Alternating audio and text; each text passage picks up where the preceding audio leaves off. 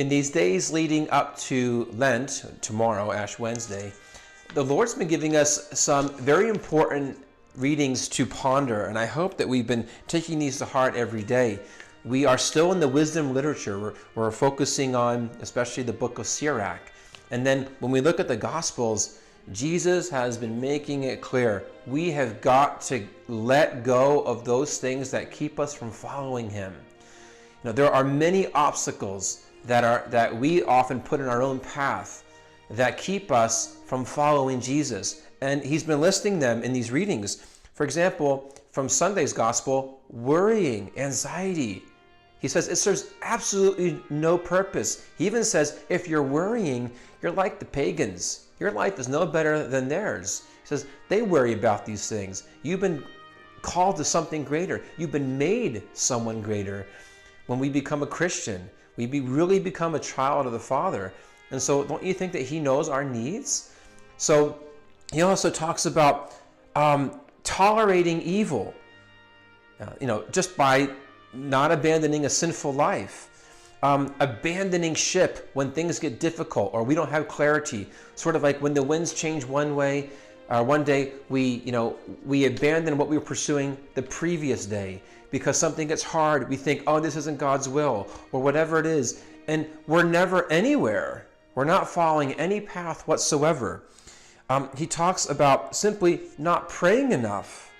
He talks about being preoccupied with wealth, thinking it's all about you. When we have our mindset like this, of course, we have everything in the world to be worrying about, every reason in the world to be worrying about. So as we go into Lent, let's look to the Lord and trust his words and really make a choice. It all comes down to our will. It really does. You can say, well, I know these things. I know. It's like, but then let's do something about that right now. Let's make a decision. How frustrating does the Lord seem in these readings, over and over. And he's like, look, it's not, you can't be in the middle. From the book of Sirach, it says, hate intensely what he loathes, talking about God. Stand firm in the way set before you, in prayer to the Most High God. Stay the course. Whatever course you've been moving on, stay on it. Provided it's not sinful. It's the only thing he says to get off. To the penitent, God provides a way back. Okay, so if we're living a life and we're not conquering our sins or taking our sins seriously, well, we have every reason to suspect why things aren't going well. So we have to get our lives right first. However, the Lord's saying, stay the course, stand firm. Don't let every little wind that comes your way blow you off track. The Lord can't stand indecisiveness. I can't stress this enough. He'd rather we be hot or cold and see something through, because he will use that. But if we're neither here nor there, and it's not just matters of sin, it's just even the direction of life, the Lord can't stand that. Okay? And we've wasted the most precious thing he's given us, and that is time.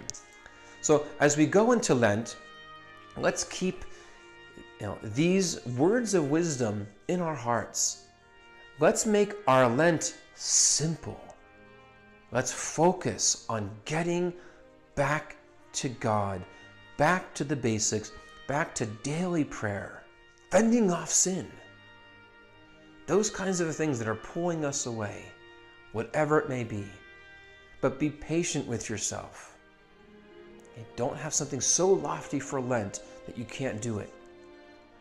The Lord is stripping us down to the basics. Let's have the courage to accept just that. For that is enough if we do it well and if we do it with all of our heart.